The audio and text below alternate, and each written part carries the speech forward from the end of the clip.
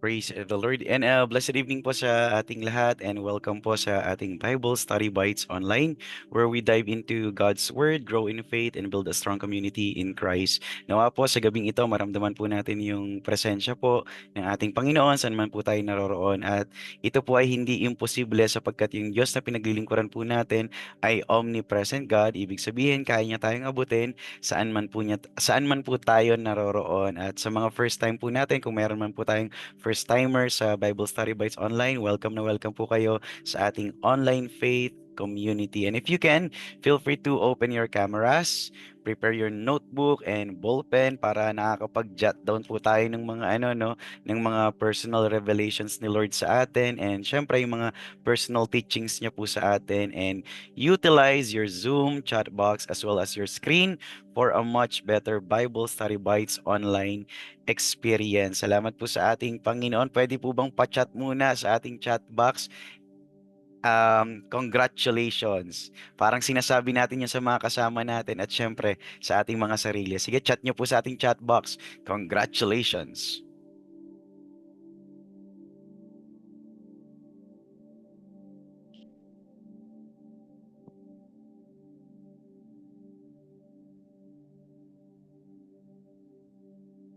Ayan. So, kapag tumatayo kasi ako sa pulpit, lagi ko yung pinapasabi sa mga kapatid bago ako mag-start ng message, sabihin sa katabi, congratulations. Bakit? Kasi tagumpay tayong nakarating sa gawain ng Panginoon at nagawa nating tanggihan ang ating mga sarili. Yan. Salamat po sa ating Diyos. Ang stronghold verse po natin for tonight is matatagpuan sa Ephesians chapter 3 verse 20. So, isa po ito sa mga sulat ni Apostle Paul sa mga Christians na nakatira doon sa lugar na ang tawag ay Ephesus or sa Tagalog ay Efeso.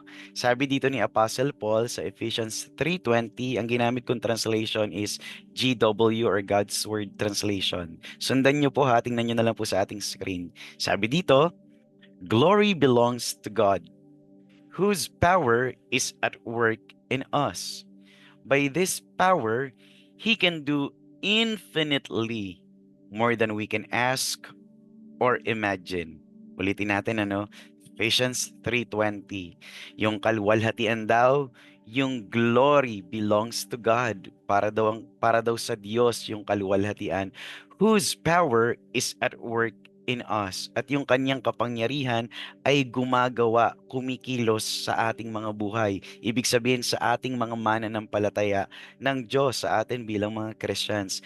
And by this power, He can do infinitely more than we can ask or imagine. At sa pamamagitan ng kapangyarihan ng Diyos na sumasa atin bilang kanyang mga mananampalataya, kaya niya daw gawin yung mga bagay na higit pa sa iniisip natin, higit pa sa hinihingi natin sa Kanya, at higit pa sa kaya nating isipin. Mas higit pa doon yung kayang gawin ng Diyos. Title po natin sa gabing ito is power or kapangyarihan. Tayo po'y mananalangin sa Panginoon. Let's close our eyes at pangunahan po tayo ni Kuya Ryan sa ating opening prayer. Hallelujah. Heavenly Father, in the name of our Lord Jesus Christ, we worship. We worship you, O God. And tonight, Panginoon, we invite your presence and guidance of the Holy Spirit be upon us, O God. Let your power and double portion of anointing be upon us, Panginoon, lalo na po sa aming speaker na si Brother Ren, O God. Continue to bless him the wisdom and the knowledge that comes from you to share the word, the message you want to give us tonight, Panginoon. And I pray, O God, that you open our hearts and minds to accept this teaching, Panginoon, with humility, O God. Lord, I pray no works of the devil that succeed tonight, Panginoon. Wala pong anuman sa gabal ang makakaharang sa gawain ito, Panginoon. Any connection, Panginoon, we rebuke it in the name of Jesus. And we pray, Panginoon, sa aming mga kapatid na wala pa ngayon, Panginoon, remind them, O God, that meron pong gawain na na nag-iintay sa kanila, Panginoon, to glorify you, and the teaching that they will receive will bless them, Panginoon. And I pray, O God, sa gabing ito, Panginoon, na patuloy na pagpapala lamang ang ibigay niyo sa bawat isa sa amin at pag-iingat, Panginoon, na nagmumula sa iyo, God. Lord, bless this fellowship, Panginoon, online Bible study bites, Panginoon. Alam ko, Lord, na kinagagalak mo to, and I pray, Panginoon, that you cover us, Panginoon. Ikaw lamang, Lord, ang maitaas ngayong gabi at mapapurihan, Panginoon. We exalt your name, and thank you, Lord, for this opportunity to be in fellowship with you. Salamat po, Panginoon. Ito po ang aming dalangin. In Jesus' name, Amen. Amen. Praise the Lord. Thank you po Kuya Ryan sa pagle-lead ng ating pong opening prayer. So dako tayo doon sa ating message. Ang title ulit is Power. Ayan, parang ano lang parang networking lang. Di ba sa mga networking kapag meron silang mga conference, yan yung kalimitang sinisigaw. Power. Ayan. So last Friday po, no, nitong nakaraang Biyernes, Friday morning, at exactly 9:43 a.m. Tandaan niyo po yung oras, 9:43 a.m. Nakaranas po yung mga syudad, ilang mga cities sa Mindanao ng 7.4 magnitude earthquake. So that's powerful. Napakalakas po nung lindol na yon, 7.4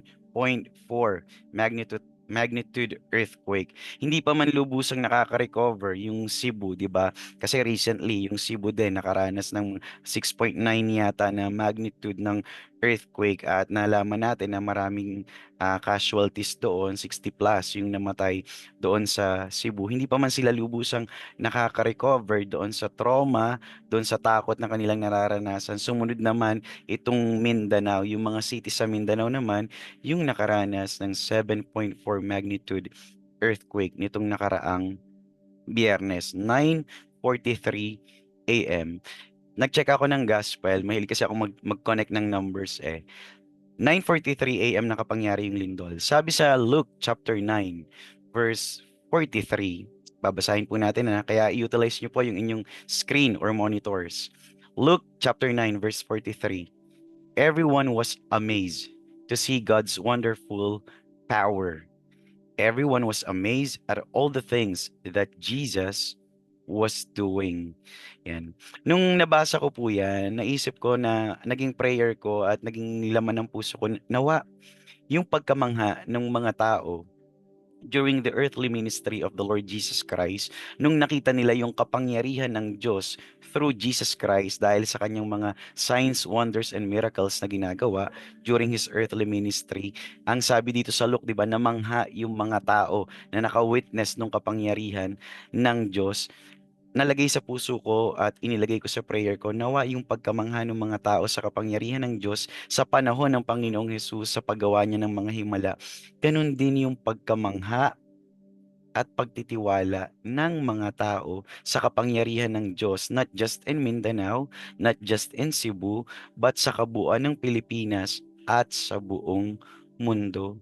So bilang mga Christians, prayer natin, 'di ba? Comfort for those who are hurting. Prayer of comfort dun sa mga talagang affected nung nakapangyaring lindol sa mga area na nabanggit dito sa Philippines. And dapat isa rin sa ini-include natin sa prayer natin na may this moving power of these earthquakes yung mag-lead sa mga tao sa pananampalataya sa mas malaking kapangyarihan ng Diyos. We are praying for comfort, pero dapat kasama din sa prayer natin, Lord, nawa ito pong mga nakakapangyaring ganitong event, ganitong mga calamity, nawa magamit ito bilang turning point para sa mga taong ito na sumampalataya sa kapangyarihan ng Diyos, doon sa mga taong wala pang Jesus Christ sa kanilang mga buhay. And then that Friday, habang nag-scroll ako ng social media, may nabasa akong isang article sa Facebook. Sabi doon sa article, non-verbatim ito, pero yung naalala kong linya dun sa article is, The land is reminding us of the big one. Kaya yun yung pinost ko na poster dun sa ating Zoom page. Kung nakita niyo yung parang liner ko doon. Sabi dun sa article, the land is reminding us of the big one. And then naisip ko, yes, indeed, the land is reminding us of the big one. Kasi yan yung laging usap-usapin na ngayon di ba? Yung the big one, yung mga dadaanan ng fault line, yung mga possible na talagang maapektuhan ng malala, ng matindi kapag dumating na itong hinihintay ng mga seismologists ba yung tawag doon sa mga nag-aaral ng mga patungkol sa earthquake. Yes, indeed, the land is reminding us of the big one, but this catastrophic event is a tap. Ito ay pagtapik ng Panginoon, pagtapik sa atin ng langit that the heaven is reminding us of the great one. Yes, the land is reminding us of the big one, but the heaven is reminding us of the great one. Yung langit nagpapaalala sa atin dun sa event na tinatawag na the big one, pero ang langit ay dapat bilang Christian ma-realize natin na ang langit ay nagpapaalala sa atin sa the great one, sa nag-iisang dakila sa lahat, at ito ay ang Diyos na tunay at buhay. Then itong nung nakakapangyari na itong mga sunod-sunod na lindol, kahit nga dito sa Laguna, cancel yung mga face-to-face classes ng mga students dito. So online lang yung pasok ng mga estudyante dito hanggang sa mag-November na. Dumating sa akin yung tinatawag na urgency. Nalagay na naman siya sa heart ko, yung urgency, pagmamadali or pagdudumali. Bilang mga Christians, no, dapat sa mga ganitong nakakapangyari, ang mas stir up sa puso natin, hindi fear hindi anxiety, hindi pangamba, hindi takot. Dapat bilang mga mananampalataya ng Diyos, sa ganitong mga event, sa ganitong mga pangyayari, ang mas stir up sa puso natin is yung urgency, pagmamadali, pagdudumali, to share the word of God, sa pagpapahayag ng kingdom ng Diyos. Dapat nagmamadali tayo na gawin natin yung Great Commission, yung assignment ni Lord sa bawat isa sa atin. So lahat tayo dito, mga estudyante, nag-aaral na tayo, pero hanggat nandito tayo sa ibabaw ng lupa, lahat tayo estudyante ng Lord. Ibig sabihin, meron tayong assignment na kailangang gawin, and that is to preach, to share the word of God sa lahat ng mayroong hininga, sa lahat ng tao na wala pang Jesus Christ sa kanilang buhay. So when we are going to when we talk about urgency, pag naririnig natin yung salitang urgency, syempre ang pumapasok sa isipan natin is yung konti na lang yung oras. At kapag nakikita natin yung number na 24/7, 'di ba? Oras agad yung papasok sa isipan natin. 24/7 will remind us of hours, 'di ba? 24 hours a day, 7 days a week. Sabi sa Matthew 24 verse 7, nation will fight against nation, and kingdom against kingdom. There will be famines and earthquakes in various places. 24/7. Matthew 24/7. So lahat ng ito ay mga alam natin, mga tanda, mga signs ng nalalapit na pagparito ng ating Panginoong Hesus. Ano yung reminder sa atin ng verse na ito? Sa bawat oras, 24/7 as Christians, dapat on guard tayo. Ibig bang sabihin nito, brother, 24/7 dapat gising tayo? Yes, spiritually awake. Ibig sabihin, dapat hindi tayo tutulog-tulog sa kalagayang spiritual. Spiritual po yung tinutukoy ko dito ha. Sa bawat oras, 24/7, dapat on guard tayo. Dapat ready tayo as Christians, and this reminds us na bilang mga mananampalataya ng Panginoong Hesus, hindi natin dapat sinasayang yung mga panahon, mga pagkakataon na pwede tayong mag-serve kay Lord. Dapat malaking panghihinayang sa atin kapag meron tayong mga intentionally dinidecline na opportunity sa pagsaserve natin kay Lord. Ibig sabihin, hangga't meron tayong pagkakataon, grab the opportunity to fervently pray. Pray for yourself, pray for your loved ones, pray for your church, pray for the nation, pray for the lost souls, pray for all the Christians all over the globe. Hangga't may pagkakataon, dapat ginagrab natin yung pagkakataon not just to pray, but to share the word of God. Kaya it is very important na tayo po sensitive din sa pag-aakay ng Panginoon sa buhay po natin. Dapat pinagpe-pray natin na, Lord, tulungan mo po ako na maging sensitibo. Kung may gusto kang sa mga dinadaanan ko kapag naglalakad ako sa labas, i-lead mo po ako dun sa mga taong talagang nakikita mo po na ready na silang tumanggap sa'yo. Yung mga hinog na Lord, na talaga naghihintay na lang sila ng mag-share sa kanila ng word of God, ng salita ng Diyos. Dapat ginagrab natin yung ganang mga opportunity. Kaya, di ba binanggit ko sa inyo na nakaraang Thursday, nung nag-message sa akin yung classmate ko nung college, kainuman ko nung college days, nung chinat niya ako na Ren, di ba, verbatim to ha, Ren, pag-pray mo naman yung kaluluwa ko. Kaluluwa yung term na ginamit. Pagdasal mo naman ako dito sa bahay. Sabi niya, butot balat na ako Ren. Ready na ako. Hindi na ako nag-ano pa, yung nag-isip na, sige, next month, puntahan kita dyan. So, kasi naiintindihan natin yung as Christians, dapat naiintindihan natin yung urgency. Kailangan magmadali ako dito, kailangan puntahan ko na to, kailangan ipag-pray ko to, kailangan i-share ko sa kanya na mayroong salvation sa pangalan ng Panginoong Jesus. Ayun, kaya napuntahan ko siya noong Thursday bago tayo nag-Zoom Bible study. At syempre, yung goal natin is mapatanggap yung tao sa Panginoon. At yun, praise the Lord, that Thursday night, syempre, hindi lang naman siya yung tumanggap that day. Syempre, sa iba't ibang mga lugar ng Pilipinas, sa iba't ibang mga bansa, may mga tumatanggap din sa Lord araw-araw. We believe that, 'di ba? In faith, araw-araw may tumatanggap sa Lord. But kasi ako personal experience ko 'yun. So nung Thursday, alam ko na ang langit ay nag-celebrate kasi alam ko sure ako may isang tumanggap.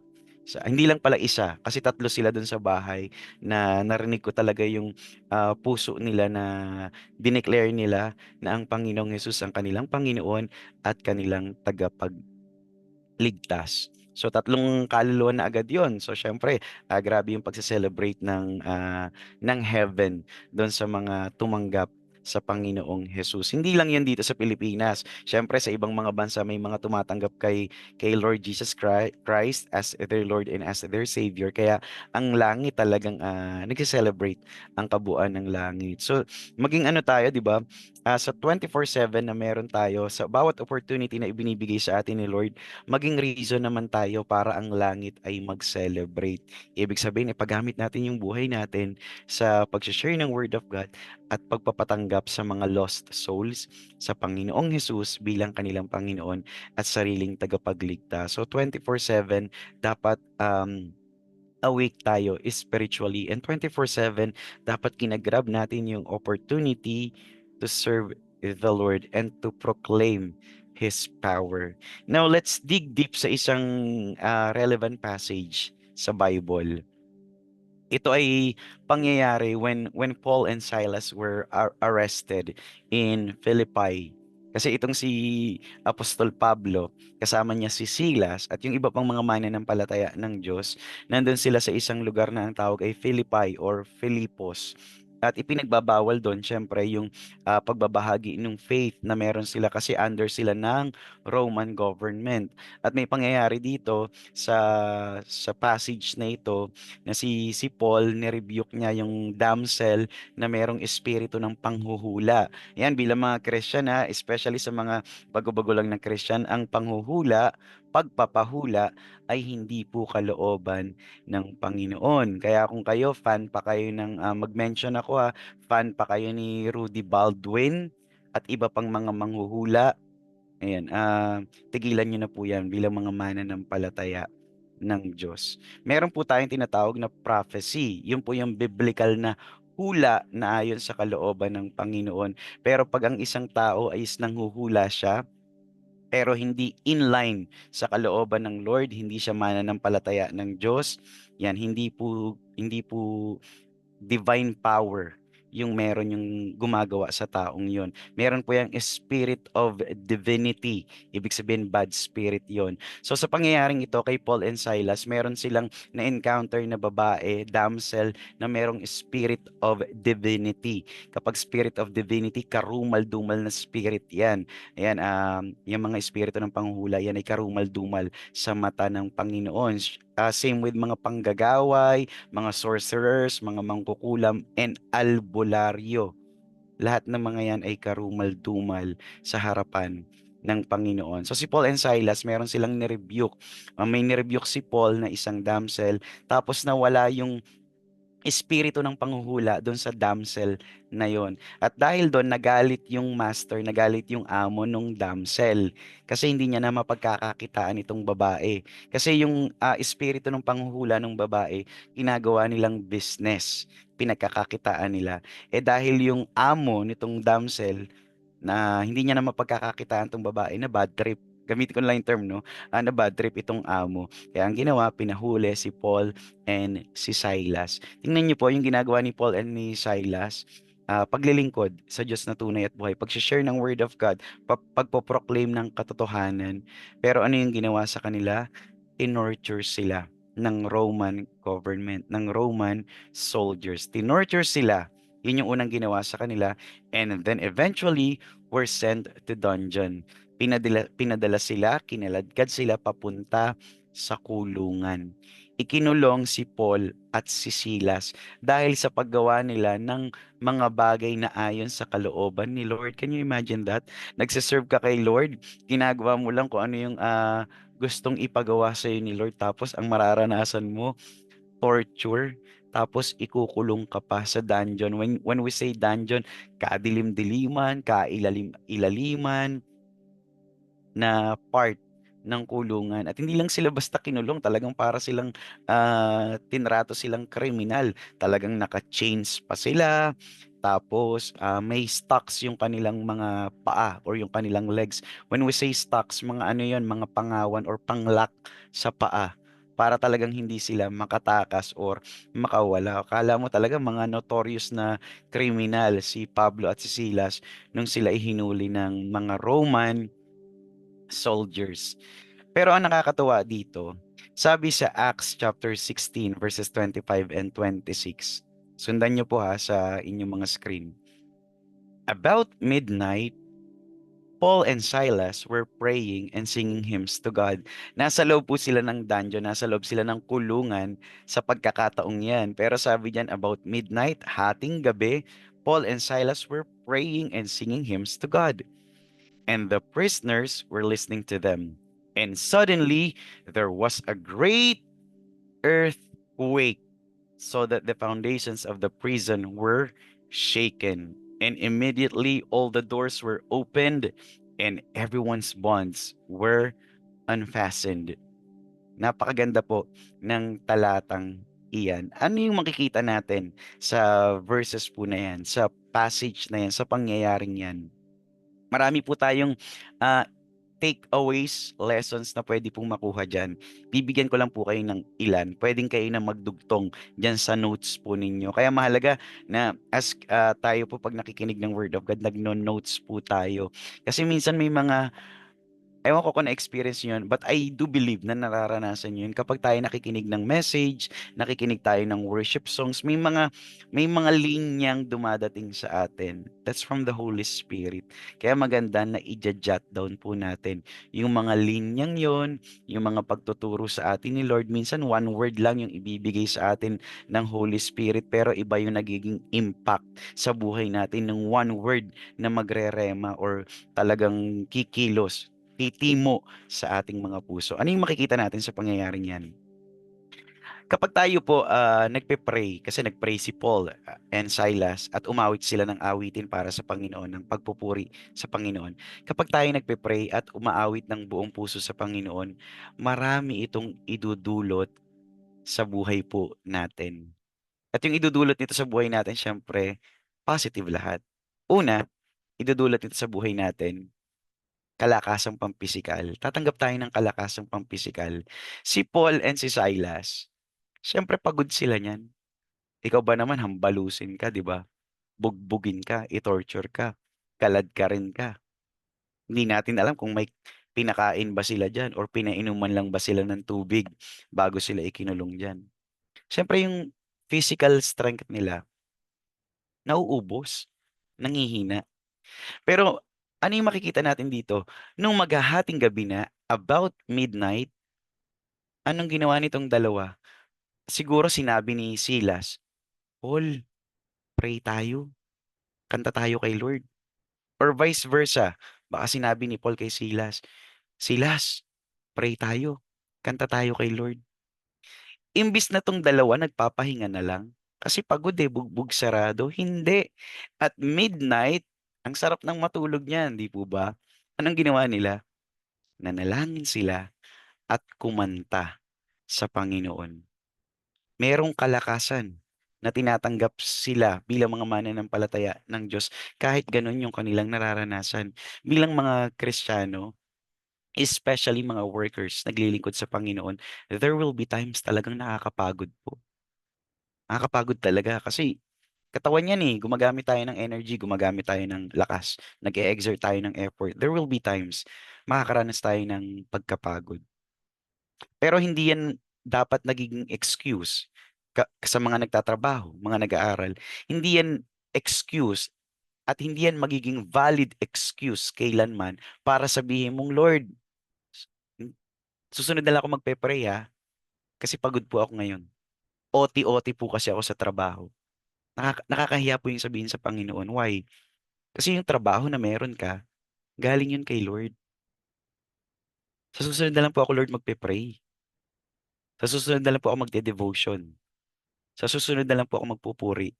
Kapag hindi na po masyadong marami yung load ko at projects ko sa school. Kapatid, yung pag-aaral na meron ka, blessing yan galing kay Lord. Lagi kong binabanggit sa inyo, dapat yung mga blessings na meron tayo, yung mas nagsisilbing fuel and fire natin, reasons natin para mag-serve kay Lord, magpasalamat kay Lord, mag-pray kay Lord, more and more and more. Hindi dapat yung blessing yung nagiging reason para isipin mong may valid reason ka para ipagpaliban mo yung mga bagay na dapat mong ginagawa para sa Panginoon. Amen. Si Paul and si Silas, nanghihina yung kanilang katawan, pero pinili nilang manalangin at umawit sa Panginoon. Nakaka-bless po itong pangyayaring ito. Kaya napakahalaga na tayo po dapat meron tayong mga ah, Christian songs na nagiging go-to songs natin kapag tayo nakakaranas ng panghihina. Nakakalungkot, Kristiyano ka, wala kang alam na Christian songs. Paano pag nanghina ka na? Anong kakantahin mo? Magdalena.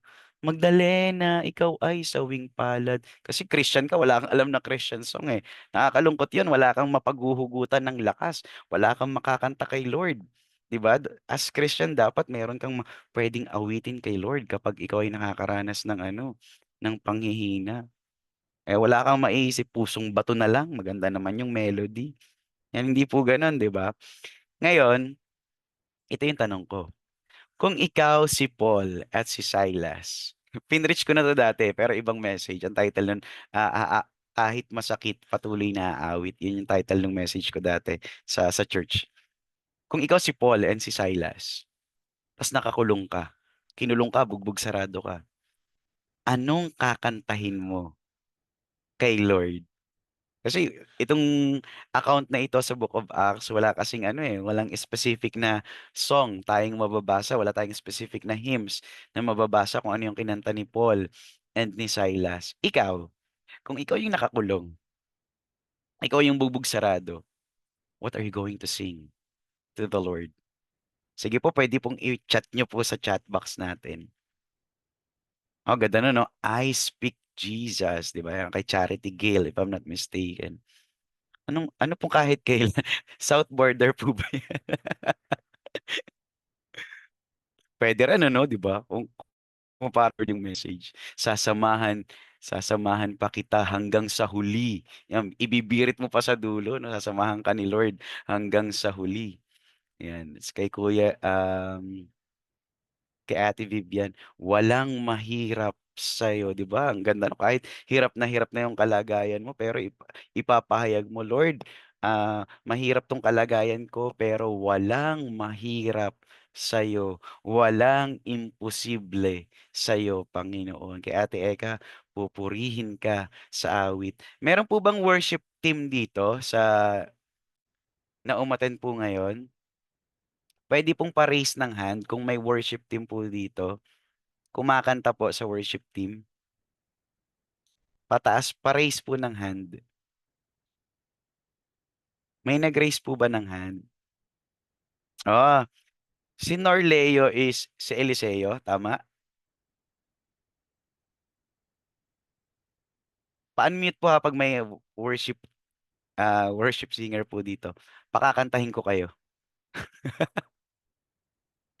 Kuya Mako, tama ito si Kuya Mako nasa worship team 'to, eh. Kuya Mako pa-unmute. Ano ba 'yan napa-raise pa ng hand, oh, natawag pa tuloy.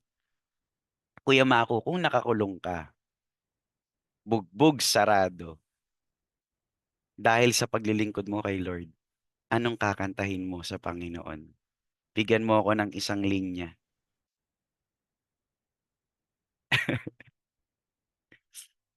Hintayin po natin, nag-aano pa siya, nagvo-vocalize pa po siya.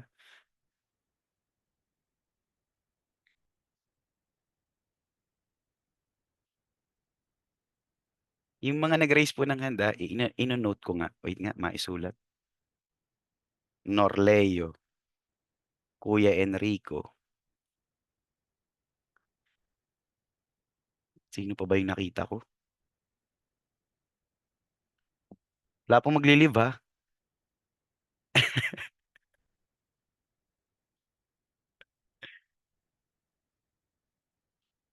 Kaya Mako, tapos ka na ba? Mag-do, re, mi, fa, sol, la, ti, do. Sabihin mo lang, unmute ka lang ha. Kay Ate Eka, pupurihin ka sa awit. Ang gandang kanta, di ba? Pupurihin ka sa awit. Itataas ang aking tinig, di ba? Kahit nahihirapan. Kay Kuya Rich, napakabuti mo. Siguro yun yung ano, no? Napakabuti mo, aming Diyos, Ama. So, di ba, kahit ganun yung nararanasan, ipapahayag mo pa rin, napakabuti mo, Lord, sa aking buhay. Yung kakantahin ni Kuya Mako, Goodness of God. Ayan, di ba? Kahit gano'n yung sitwasyon, hindi niya sasabihing ano, hindi niya iibahin yung kanta na badness of God, masama ang Diyos, ganito yung naranasan namin. Hindi, kahit nakulong ang ipapahayag pa rin niya is yung goodness ng Diyos. Kay Kuya Enrico, hindi ka nagkulang. Lord, kahit ganito yung kalagayan ko, naniniwala ako kailanman hindi ka nagkulang sa aking buhay. Kay Kuya Ryan, break every chains. Ang ganda, 'di ba? Very ano no, very relevant kasi nakagapos, nakatanikala sina Paul and Silas at that very moment, kakantahin ni Kuya Ryan, "Break Every Chains." Kay Kuya Mendel, "Maghari." Kay Rose, "Yeshua." Hindi ko alam yung Yeshua, eh, kung anong lyrics nun, pero yun, ang ganda siguro niyan kasi, um name ni Jesus Christ. Kay Ate Bless, I love you, Lord, for your mercy never fails me. Lyrics yata to ng Goodness of God, no? Kay Ate Sarah, still, di ba? Ang gandang kanta, mananatili. Kahit ganito, Lord, yung nararanasan ko, I will be still because I know that you are God. Kay Kuya Kian, at the cross. Yan. Aalalahanin pa rin niya yung sacrifices ni Lord doon sa krus at maiisip niya, tong sacrifices na ginagawa ko para kay Lord, kulang pa 'to kumpara dun sa sacrifices ni Jesus Christ doon sa cross. Kay Kuya Louie, sa bawat sandali, hindi ako pamilyar sa bawat sandali. So siguro ang laman nito, sa bawat sandali magpapasalamat, magtitiwala pa rin siya sa kapangyarihan ng Diyos. Kay, Norleo, Trading My Sorrow, yan yata yung Yes Lord, Yes Lord, Yes, Yes Lord. Hmm, Lord Patawad. Kaya ano yata 'to, eh, sa rapper, eh. I'm no longer a slave to fear, great is your mercy. Ayan, tama na po sa title, ang gusto ko na po yung kakanta na. Kuya Mako, unmute ka na.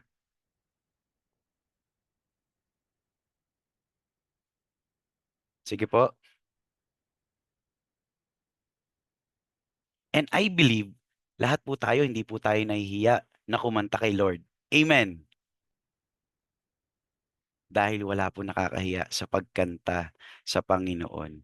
O kaya Kuya Maku, mag-unmute ka na. Kay Ate V daw, yung mami niya daw is precious. Si Ate V sunod pa kakantahin natin.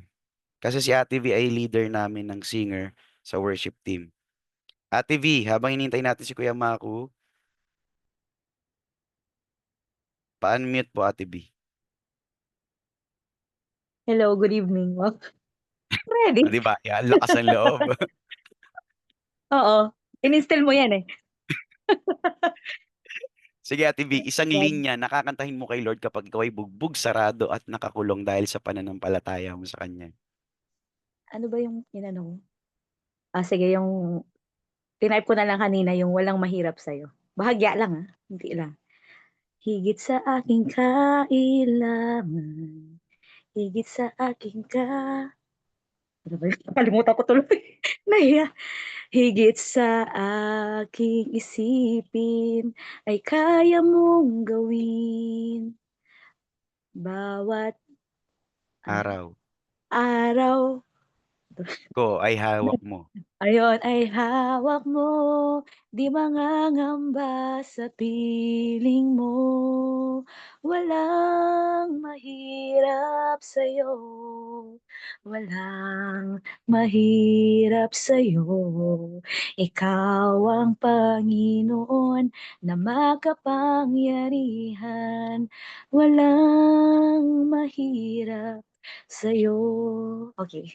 Praise the Lord. Yan, purihin po natin ang Panginoon kahit naka-unmute kayo, no? Palakpakan po natin ang Panginoon. Ang ganda ng lyrics, sabi doon, no? Di mangangamba sa piling mo. Lord, kahit nandito kami nakakulong, kahit kami nakagapos, hindi kami magagamba sa piling mo dahil walang mahirap sa'yo. Kuya Mako, ready ka na ba? Pag hindi pa, si Kuya Enrico muna. Kuya Enrico, unmute na po.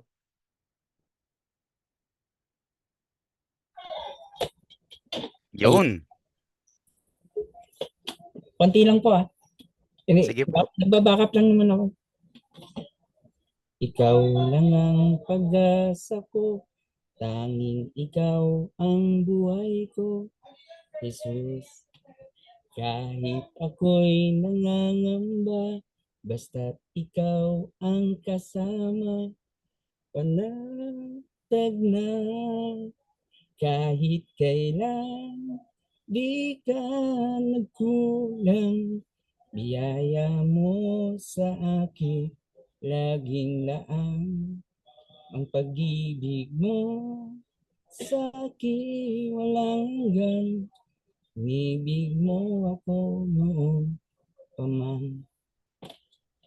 Praise Okay. the Lord. Palakpakan po natin ang Panginoon. Ganda rin nun, ano, yung sa lyrics ni Ate B kanina, no, di mangangamba sa piling mo. Dito naman sa kinanta ni Kuya Enrico, kahit ako'y nangangamba, basta't ikaw ay kasama, panatag na. Napakaganda ng ano, ng mga messages, mga linya ng mga songs na kinakanta natin para kay Lord. Kaya dapat pag po tayo kumakanta, para kay Lord, hindi lang tayo basta kanta lang ng kanta, nagagandahan sa melody.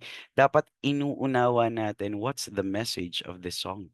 Ano ba yung gustong iparating nitong mensaheng to para hindi lang po tayo kumakanta ng nandito, kakanta tayo galing dito. Yan, praise the Lord. Kuya Mako, ano na? Kinabahan yata ng malala. Oo, kuya, kinakabahan. Sige po, kahit isang linya. Sa Parang goodness of God, kuya eh. Sige po. Nako, back-uppers. Ano po? I love your voice. You have led me through the fire, darkest night. You're close like no other. I've known you as a father. I've known you as a friend. And I have lived in the goodness of God. Thank you. Glory to Tapos God. na? Praise the Lord. Ayan, salamat po sa Panginoon. Praise the Lord, no. Sabi doon, ang ganda ng lyrics din, ano. In darkness nights, you are close like no other. Same with Paul and Silas, di ba? Midnight, madilim, nasa dungeon sila. Nasa kadilim-diliman sila, kaduluduluhan ng kulungan. Pero alam nila kahit nasa darkest place sila, literally and spiritually, ang Diyos ay malapit sa kanila. Yun, praise God. Meron pa po gustong kumanta? Meron pa pong ano dito, worship singer. I mean lahat po tayo, no, worshiper ng Lord. I mean part ng worship team. Aljan daw po. Kuya Aljan Sandico. Oh, from ano din, ano, from Japan. Sige po, may ano po sa inyo. May nagturo po sa inyo. Sino naman nagturo? Kuya Aljan, anong kakantahin mo kapag ikaw ay nakagapos at nasa kulungan, bugbog sarado dahil sa pananampalataya mo kay Lord? Anong kakantahin mo para sa kanya? Siguro po yung ano po, yung tumatak sa isip ko is yung kinoment ko po na I'm no longer slave to fear. Sige po.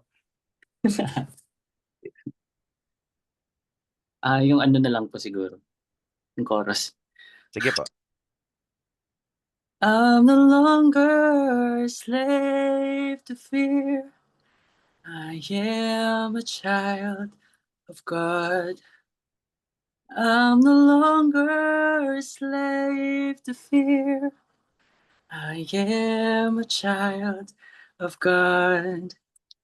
I am surrounded by the arms of a father.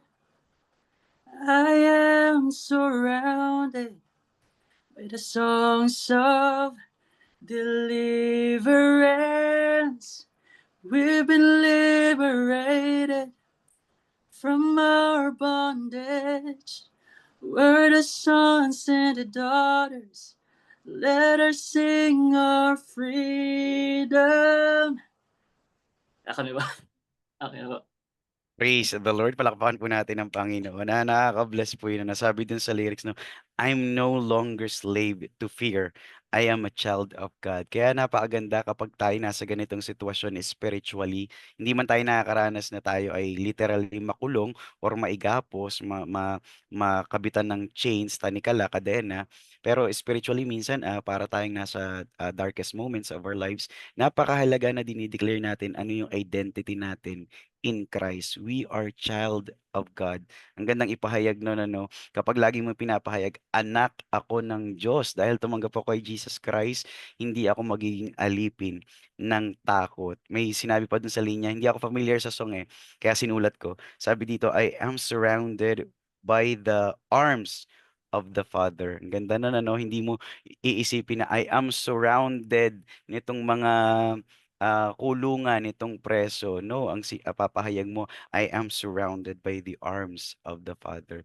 Yun, praise the Lord. Nakaka-bless po yung mga ano, no, mga shinare nyo pong mga songs na kakantahin nyo para kay Lord. Sa mga di po naglagay, isipin nyo yan, ha. Oo nga, no, kung ako maranasan ko yung naranasan ni Paul and ni Silas, anong kakantahin ko para kay Lord? Yan, isipin niyo po yan, gawin yung assignment, and then, ayun na, ilagay niyo lang sa ano niyo, sa mga journal po na meron kayo. And thank you po dun sa mga, ang lalakas po ng loob na matatapang na nag-unmute po para i-share po sa amin yung ano niyo, yung mga talent and gifts na binigay po sa inyo ng Panginoon. So yun, ano, kapag ikaw ay nasa ganitong sitwasyon ng iyong buhay, yung physical mong katawan parang nanghihina, pero pag pinili mong manalangin at umawit kay Lord, ang ibibigay niya sa iyo ay sapat na kalakasan, not just physically, but sa lahat ng area aspects ng buhay mo, bibigyan ka, i-regenerate ni Lord yung kalakasan na nawawala sa buhay mo. Ano pa yung idudulot ng pag-awit, pagkanta natin ng buong puso sa Panginoon, kahit ganito yung nararanasan natin, we will grow in faith. Kasi pag tayo nasa ganitong mga sitwasyon ng ating mga buhay, it's either of the two lang mamimili ka lang sa dalawa. Yang sitwasyon na hindi maganda na nararanasan mo is magpapa-lessen ng pananampalataya mo or gagamitin mo yan bilang opportunity para mas palaguin pa yung pananampalataya mo. kay Lord. Mamimili ka lang sa dalawang yan. Pero syempre si Satan ang gusto niya mawala yung pananampalataya mo sa Diyos. Manghina yung pananampalataya mo sa Diyos. Yan yung gusto ni Satan. Kapag meron kang mga gipit na circumstansyang nararanasan. Pero si Lord, ang gusto niya, i-grab mo yung opportunity na yan para mas lumago yung pananampalataya mo sa akin. At patutunayan ko sa iyo na I am close to you. Kagaya dun sa sinabi dun sa lyrics kanina, doon sa kanta. So si Paul and si Silas, pinili nila yung latter. Pinili nila na gagamitin nila tong opportunity na to para mas mag-grow pa sila sa pananampalataya na meron sila. And because of that, mas nagkakaroon sila ng pag-asa. Nandun sila sa lugar na parang wala ng pag-asa. Kumbaga parang yung dungeon na kinaroroonan nila, kulungan na kinaroroonan nila, parang ano na yan eh, game over. Parang dead end na nila. Walang liwanag kasi siguro napakadilim dyan sa kulungan na yan kasi kaduluduluhan ng piitan eh. Pero kahit nasa madilim silang part ng kulungan, spiritually ang liwaliwanag ng sitwasyon na kanilang kinaroroonan. Why? Dahil alam nila na kasama nila yung light of this world, the Lord Jesus Christ, na siyang ilaw ng sanglibutan. So alam nila na hindi sila mawawala ng pag-asa. Why? May Jesus Christ sila sa kanilang buhay. Ano pa yung makikita natin sa pangyayaring ito sa Acts 16:25 through 26. Kapag tayo nagpe-pray, umaawit ng buong puso sa Panginoon, marami itong dudulot sa buhay natin. At isa dito, magiging channel of blessing tayo. Dapat bilang Christian, ganun tayo. Hindi tayo yung gusto natin, receive lang tayo ng receive ng blessing. Dapat as Christian, nagkakaroon tayo ng desire na maging conductor, maging conduit din tayo ng blessing. Tayo naman yung magiging giver ng blessing sa iba. Tayo naman yung magiging vessel. Tayo naman yung magiging channel. Sabi dito sa Acts 16:25-26, no? And the prisoners were listening to them. Yung mga, allow me to use the word, yung mga kakosa nila, yung mga inmates nila, yung iba pang nakakulong doon, anong sabi? We're listening to them. Pinapakinggan yung pagkanta, yung pananalangin, pagpapahayag ni Paul and ni Silas ng pananampalataya sa Diyos.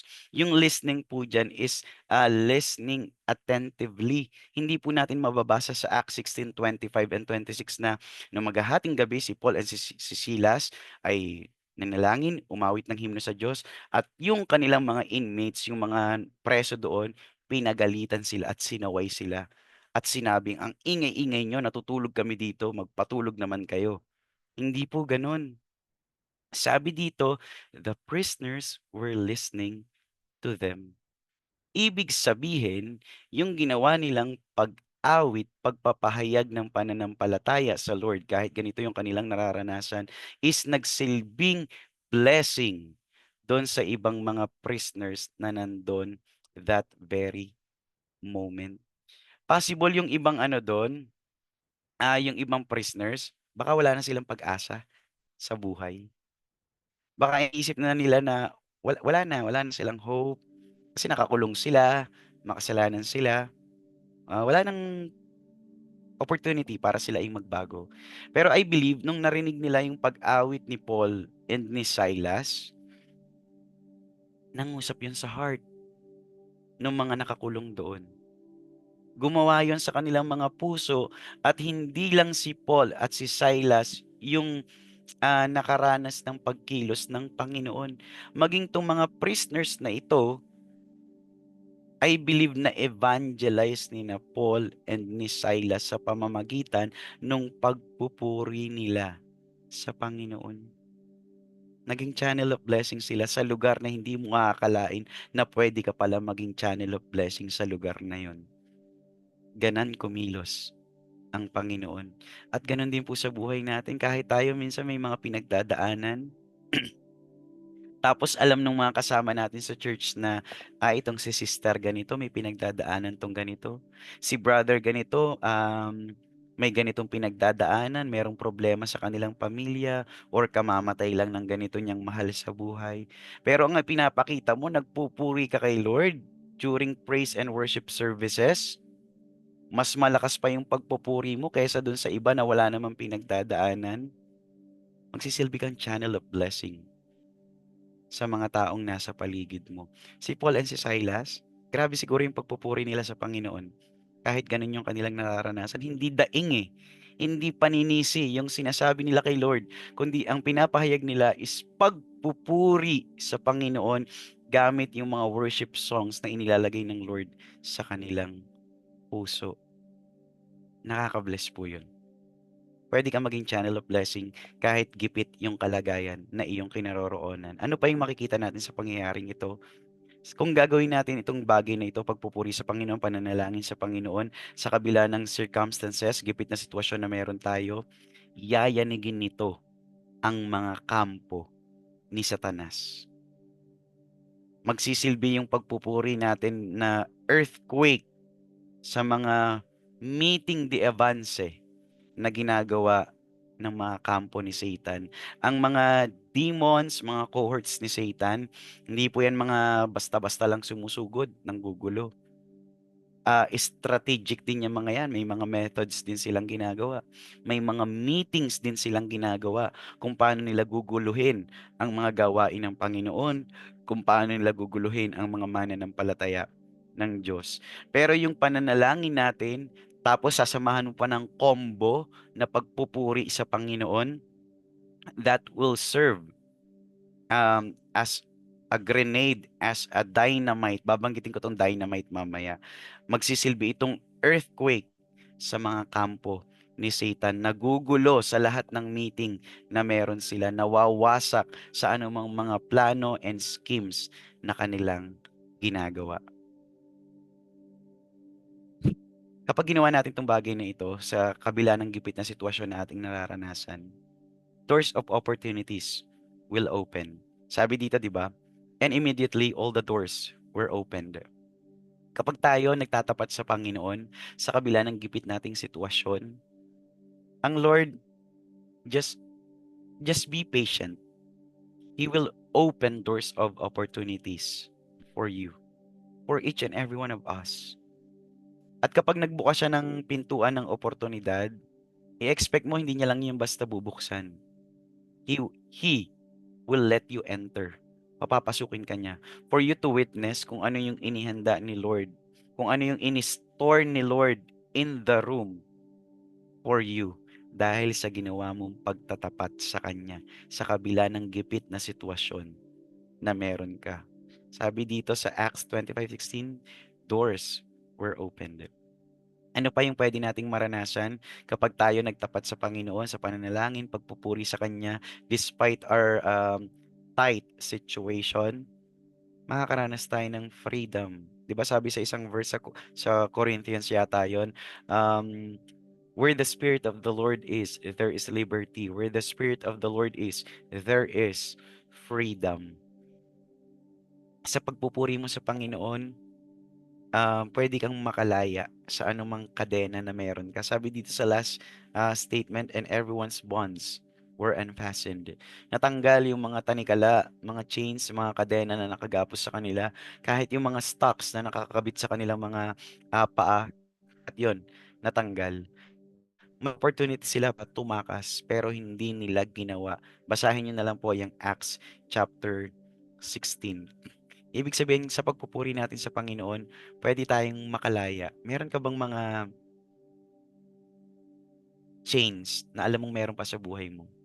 Like for example, kadena ng bisyo, kadena ng unforgiveness, bitterness sa puso mo, kadena ng takot, kadena ng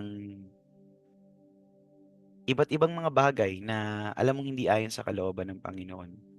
Kapag ikaw, kapatid, nagpapatuloy sa maningas na pananalangin at mataas na pagpupuri sa Panginoon, pwede kang makalaya sa kadenang yan. Yung tinig mo, yung taginting, yung resonance ng boses mo when you are worshiping the Lord, enough yung tunog niyan para wasakin anumang klase ng kadena yung ikinabit sa'yo ni Satanas. Kaya alam niyo po, walang there will be no deliverance kung ang isang Kristiyano hindi siya buong pusong, hindi siya wholehearted na nagpupuri sa Panginoon kapag nasa loob siya ng church. Dapat kapag nasa loob ng church, lalo yung matatagal ng mga mananampalataya ng Diyos, dapat tayo yung pinakamaingay sa loob ng gawain ng Panginoon. Hindi maingay na noise pollution yung daladala natin, kundi pinakamalakas magpuri sa Panginoon. The more na alam mong maraming ginawang kabutihan sa Lord sa buhay mo, dapat mas malakas yung pagpupuri mo sa Panginoon. At wala pong nakakahiya doon. Huwag mong iisipin, ang lakas ng boses ko, nakakahiya, para akong bida-bida. No. Kung may mag-isip sa'yo ng gano'n sa loob ng church, sila yung may problema, hindi ikaw. Ang ginagawa mo is para sa Panginoon dahil alam mong siya yung bida sa loob ng kanyang gawain. Kaya walang dapat ikahiya kapag tayo nagpupuri ng malakas sa Panginoon. At alam nyo, kapag yung may may naririnig tayong malakas magpuri sa loob ng gawain ng Panginoon, mas nakakahawa po yun. Amen. Di ba nakakahawa po yun? Narinig mo yung katabi mo, yung kapatid mo, lakas niya magpuri sa Panginoon, no? Hindi ka ba mahahawa doon? Na dapat ako din. Siya, naniniwala ko, rinig na siya ni Lord sa pagpupuri niya. Lord, gusto ko marinig mo din ako.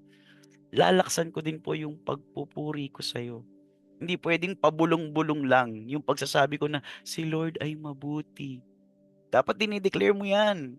Pinaparinig mo sa loob ng congregation kung gaanong kabuti si Lord sa'yo. Kaya dapat hindi mo binubulong yan, kapatid. Dapat isinisigaw mo yan sa pagpupuri sa Panginoon. Kapag yan nagagawa natin, mawawasak yung mga chains na meron sa buhay natin. Nung umawit si Paul at si Silas sa Panginoon sa kabila ng hindi magandang sitwasyon na meron sila, na witness nila not just the big power of the Lord. Ang na-witness nila is the great power of the Lord. Ang na-witness ni Paul at ni Silas at ng mga naroroon sa kulungan na yon is yung dakilang kapangyarihan ng Diyos. Ephesians 3:20, balikan natin yung stronghold verse natin. Glory belongs to God, whose power is at work in us. By this power, He can do infinitely more than we can ask or imagine. Ang sumulat po nito ay si Apostle Paul. Sumulat ng Book of Acts, si Lucas. Itong Ephesians, si Apostle Paul po ang sumulat niyan. Ang ganda po nung laman niyan, 'di ba? Ano to closing nung sulat niya sa Ephesians chapter 3. Ang kalwalhatian ay para sa Diyos. Yung kapangyarihan niya gumagawa sa atin at yung kapangyarihan na ito ay kayang gumawa ng higit pa sa nai-imagine natin or sa higit pa sa kaya nating isipin. Nung sinulat ni Apostle Paul itong epistle for the Ephesian Christians, alam niyo po kung nasan siya dyan? Nasa loob siya ng kulungan. Nakakulong si Pablo nung sinulat niya itong pangyayaring ito sa Efeso. 'Di ba? Si Pablo labas-masok sa kulungan. Hindi dahil siya kriminal. Ganon yung tingin sa kanya ng mga hindi mananampalataya ng Diyos. Labas-masok sa kulungan. Dahil kada labas niya ng kulungan, balik ulit siya sa dati niyang ginagawa. 'Di ba yung ibang mga preso ganyan, nakakalungkot. Paglabas ng kulungan, balik ulit sa pagiging pusher, etc., etc. Si Paul, makukulong siya, paglabas niya, balik ulit siya sa pagiging pusher of the word of God. Patuloy pa rin siya, kinulong niyo ako. Yung pangyayari sa Book of Acts, kinulong niyo ako dahil naglilingkod ako kay Lord. Paglabas ko dito, maglilingkod pa rin ako kay Lord.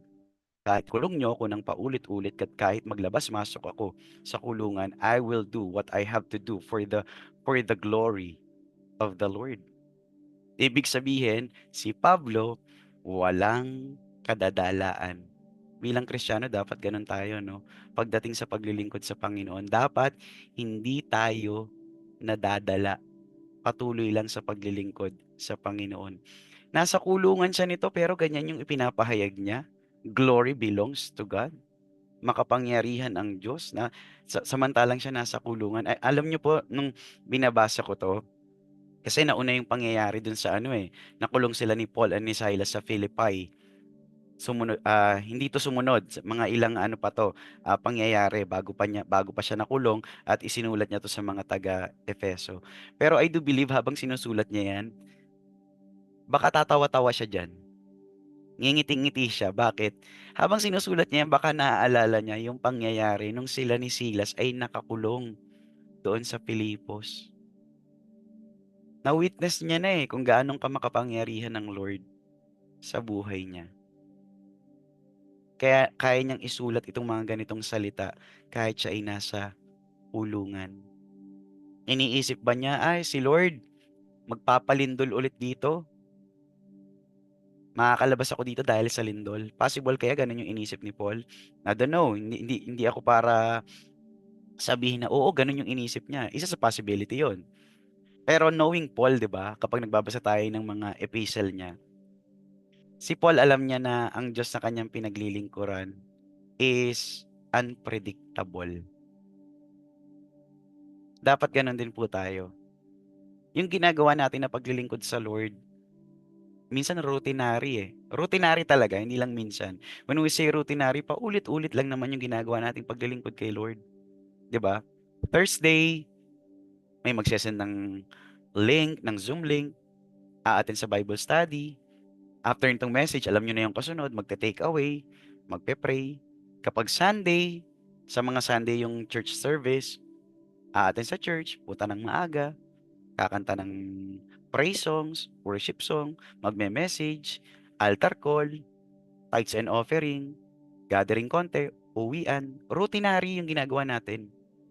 Kapag routinary yung ginagawa, pag paulit-ulit, isa sa possibility, isa sa tendency natin bilang mga tao na may ganitong nature, pwede tayong maumay at magsawa. Kasi paulit-ulit yung ating ginagawa. Pero ito po, gusto kong ipa-realize sa inyo. Though yung ginagawa natin bilang mga mananampalataya ng Diyos is routinary, yung kayang ipa-experience sa atin ng Lord is always unpredictable. Laging may bagong karanasan na pwedeng iparanas ang Lord sa atin kung tayo nagle-level up lagi sa paglilingkod sa Kanya. Feeling mo routinary yung ginagawa mo, gumawa ka ng ibang bagay kapag naglingkod ka ulit kay Lord. Kung umattend ka nung nakaraan, hindi ka tumatalon-talon, try mong tumalon-talon. Kung nung nakaraan hindi ka umiikot kapag nagwo-worship kay Lord, try mong umikot-ikot sa pagwo-worship kay Lord. 'Di ba? Gumawa ka ng bago kung ayaw mo maging routinary yung ginagawa mo para kay Lord. Nung nakaraan, attend ka lang, wala kang ginagawa, try mong magwalis after ng church service para makita mo na ang ginagawa ko hindi routinary. May nadadagdag sa ginagawa mo and because of that, may idadagdag din si Lord na karanasan sa buhay mo because the Lord that we are serving is unpredictable. Hindi po natin pwedeng i-predict, alam ko na gagawin ng Lord, ganito yung gagawin niya. Hindi natin pwedeng sabihin yon because the Lord that we are serving is infinite in wisdom, in knowledge, infinite yung ways, infinite yung power ng Lord. That's why He is unpredictable. Lagi siyang may bagong ipaparanas sa'yo kahit routinary yung ginagawa mo para sa Kanya. Yung salita pong power dito sa Ephesians 3:20. Yung power po dito, sabihin ng lahat kahit nakamute kayo, power. Yan. Pag sinabing power, di ba? Hindi pwedeng power. Dapat may kung anong hinihingi ng word, yun yung ibig mo, power. Yan, may kapangyarihan. Yung power po dito sa Greek, yung Greek word niya is dunamis. Hindi po dunamis. Dunamis. Sabihin ng lahat kahit nakamute kayo, dunamis. Yung dunamis, yung Greek word na yan, is yung pinanggalingan ng salitang dynamite and dynamo. Kanina ko lang na Google, hindi pala dynamo yung basa doon kasi mula pagkabata dynamo yung basa ko doon. Dynamo pala yung basa doon. So alam natin yung dynamite, 'di ba? Binanggit ko sa inyo kanina pa nagpupuri tayo sa Panginoon, yung pagpupuri natin nagsisilbing granada at dinamita sa mga kampo ni Satan, especially pag powerful yung pagpupuri mo kay Lord. Yung salita pong power dito sa Ephesians is dunamis, na pinanggalingan ng salitang dynamite and dynamo. Yung dynamo is part yan ng mga makinarya na nagge-generate ng tinatawag na power. But in informal English, ang dynamo po ay ginagamit din pala as an informal noun to describe an extremely energetic person. Kaya binanggit ko sa kanila dun sa worship team nung nag-lead ako nitong Sunday ng worship. Sabi ko dapat sa Sunday, hindi lang pag Sunday every time na nagsiserve tayo kay Lord, bawat isa sa atin ay dynamo. Ayan. Kung may katabi ka, sabi mo sa iyong katabi, sa iyong katabi, sa oras na ito, dynamo ka. Ayan, magiging dynamo tayo, yung energy na meron tayo pag nagsiserve tayo kay Lord. Extremely or highly energetic for the Lord. Dapat ganun yung energy, yung power na ipinapakita natin pag naglilingkod tayo kay Lord. Why? Kasi yung energy and power na meron tayo ay galing sa Kanya. Kapag alam nating sumasa atin ng power, dunamis of the Lord, dapat we are extremely or highly energetic sa paglilingkod kay Lord. Gaya ni na Pablo at ni Silas. Sa paglilingkod po natin sa Panginoon, minsan may pagod naman talaga. Totoo po 'yan. 'Di ba binanggit ko kanina. Talagang may pagkapagod naman talaga na mararanasan. But this message is reminding us about the power of God na pinaglilingkuran natin. If earthquake is powerful, mga earthquake 'di ba yung matataas na magnitude, very powerful, nakakawasak ng building. Matindi yung magnitude. Pero lagi nating tatandaan mas powerful ang dunamis ng Diyos, ang power ng Diyos. So, may the dunamis of the Lord flows through each and every one of us. Maging para tayong conductor, parang wire, di ba yung wire? Dinadaluyan ng kuryente, dinadaluyan ng power para ma-transmit yung power sa isang device. Maging ganun tayo bilang Christian. Maging conductor, maging conduit tayo ng power ni Lord para sa ibang mga tao. And by that dunamis power of the Lord, magkakaroon ng spiritual earthquake na yayanig sa kampo ni Satan at magmumove sa mga spiritual mountains na mayroon po sa buhay natin. 'Di ba sabi kapag nagkakaroon ng earthquake, nagmo-move yung mga di ako familiar, mga tectonic plates, mga ganan-ganan, mga lupa, nagmo-move daw 'yan ng mga ilang mga inches. Kapag tayo powerful, nagpupuri sa Panginoon, your powerful worship for the Lord can move the spiritual mountains in your life. Mga problema na pinagdadaanan mo, kayang hawiin yan ng dunamis, ng power ng Diyos na ating pinaglilingkuran. And magbubukas ito ng spiritual doors of opportunities at magpapalaya sa marami sa anumang uri ng pagkaalipin na pilit gumagawa sa ating mga buhay. Maraming natatakot sa the big one, which is nakakatakot talaga, 'di ba? Pag napapanood natin yung mga kuha sa social media, mga kuha sa CCTV. May isa ako napanood sa public area, yung mga poste ng kuryente, nagputukan, nagsabugan sa area yata to sa Davao. Nakakatakot yung mga videos. But bilang Christians, dapat alam natin na sa atin dapat makita yung tamang response sa ganitong mga uri ng sitwasyon. Sa atin makita yung tamang pananampalataya sa Diyos. Be a channel of blessing sa ibang tao. Dapat daig ng pananampalataya natin sa kapangyarihan ng Diyos anumang takot na pilit isinisiksik ng kaaway sa ating mga buhay. Yung faith natin dapat sa power of God yung yayanig sa kaaway, not the other way around. Hindi dapat yung kaaway yung yumayanig sa faith na meron tayo. Bilang children of God, dapat tayo yung nagpapayanig at nagpapanginig sa lahat ng gawa ng kaaway. So, panghuli na lang, na line na iiwanan ko po sa inyo. Instead of fearing the magnitude of the big one, worship with gratitude the great one. Instead of fearing the magnitude of the big one, worship with gratitude the great one. Praise the Lord. At yan po yung ating message sa gabing ito. Power. I believe nangusap po ang Lord sa buhay ng bawat isa po sa atin. Kaya naman ito yung opportunity para kayo naman po yung mag-share ng inyong takeaway sa message po na ating napakinggan. Unmute lang po yung gustong mag-share ng takeaway po nila patungkol sa message na atin pong narinig sa gabing ito. Brother Ren, good evening. Oh, yung first honor natin, ano? Ayan, sige po. Kuya Marvelous. Good evening, brothers and sisters. So, maganda yung ano natin ngayon, na topic natin yung power.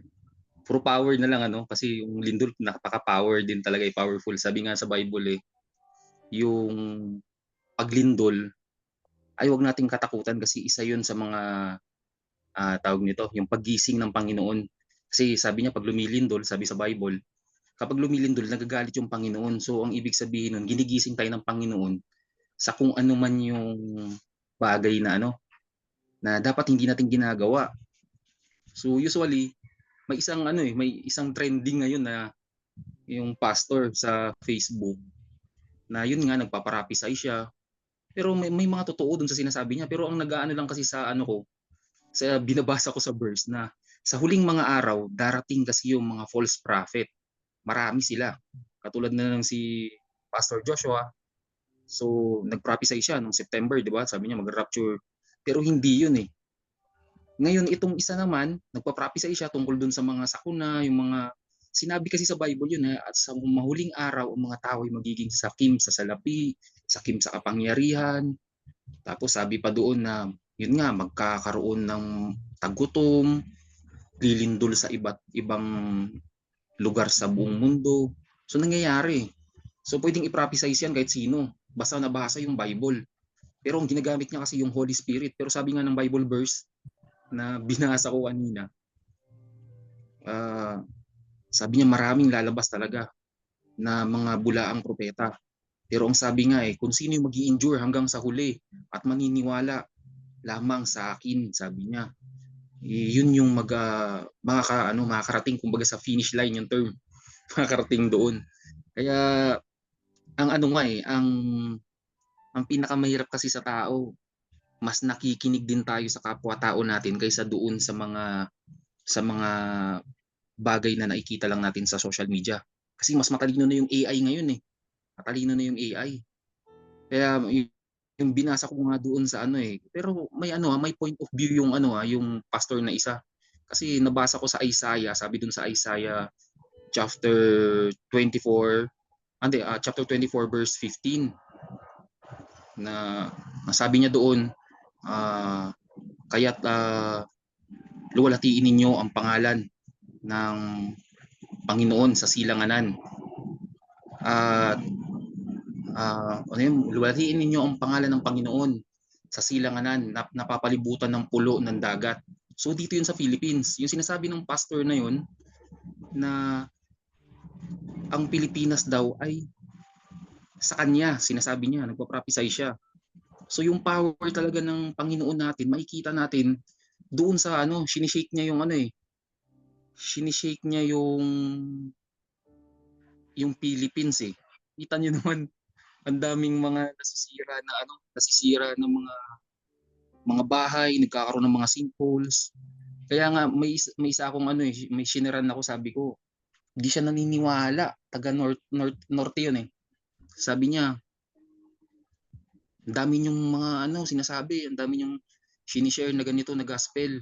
Sabi ko, hindi mo ba alam, napaka-powerful ng gospel ng Panginoon, mas lalo na yung prayers. It is very powerful tool para makonekta ka doon sa Panginoon. Ngayon sabi ko sa kanya, ito bibigyan kita ng ano. Sabi ko, may hangin pero di mo nakikita. Pero naniniwala kang may hangin, sabi ko sa kanya. Ngayon sabi ko, itong example na to, sabi ko sa kanya, yung tubig, pag yung tubig, kapag sinabi ng Panginoon noon na magkaroon ng isda, nagkaroon siya ng isda. Yung lupa na natural, kung sinabi niyang may puno na tumubo, may puno na tumubo. Ngayon, yung isipin natin kung yung tubig, itanggalin doon yung isda, syempre mamamatay yung isda kung wala yung tubig. Pero kung wala yung isda doon sa tubig, tubig pa rin yun, di ba? Kung yung lupa, binunot natin yung tanim dyan o yung puno, mananatiling lupa yun. Ganun din yung Panginoon. Kailangan ng tao yung Panginoon kasi kung yung Panginoon ay walang tao, Panginoon pa rin siya. Pero ang tao na walang Panginoon, mamamatay siya. Yun ang pinakamahirap. Yun ang pinakamasakit. Kaya very powerful po yung pag-share natin sa iba na katulad na lang po nung sabi nga ipag-share na natin yung Panginoon sa sa ibang tao. Sinasabi ko lagi sa kanila, yung Panginoon natin is the light of the world. Sabi sa Isaiah chapter 60 verse 3, and nations shall come to the light, and kings to be brightness of the rising, of your rising. Kung sa ano pa, ibig sabihin tayo yung magiging ilaw, yung light sa madilim na mundo na to. Ibig sabihin kasi ng light sa ano dito sa pagkakaano ko ng acronym ng light is living in God's holy truth. Ibig sabihin tayo yung nabubuhay o yung vessel ng Panginoon na makakapagpatunay na very powerful po yung mga dapat i-share natin sa kanila para maging ano tayo, blessing tayo sa kanila. Kaya napakahirap na mag-share, mas lalo na kapag yung matatalo ka nung side ng sinesharean mo na pipilosopuhin ka. Napakahirap eh. Kaya nga tingnan niyo yung ano natin ngayong gabi, si Paul at saka si Silas eh. Kahit na ikinulong na sila, nanalig at naniwala sila doon sa kanilang panalangin at doon sa kanta nila, kumanta sila eh. Kaya nga yung kanta kanina gusto ko kumanta sana eh, pero hindi ko na inano yung Yahweh will manifest himself. Yung Yahweh Rapha Elohim Shaddai Jireh Adonai will manifest himself. Kaya nga sabi nga, seek the kingdom of the Lord eh. Hanapin natin muna yung kaharian ng Panginoon. Kaya yung mga susunod na mga bagay na hindi natin nalalaman, malalaman natin. Napakaganda. Kaya nga sabi ko nga, hindi ako nakapag-attend ng Bible study ngayon, sabi ko, pero may blessing na dumating sa akin. So, may sinasabi ng Panginoon siguro sa akin, iset aside mo muna yan. Ayusin mo muna to. Then, itong bata na to, siguro kasi dati, yung dalawang anak ko, doon ko pinabautismohan sa ano eh. So blessing ito, baka ito yung bata na to, may ano ko siya, may bigay ko siya sa Panginoon. Kasi baka nahirap kasi i-share, pero next ko na lang i-share. Pero sa gabing ito, nagpapasalamat talaga ako dahil napaka-powerful talaga nung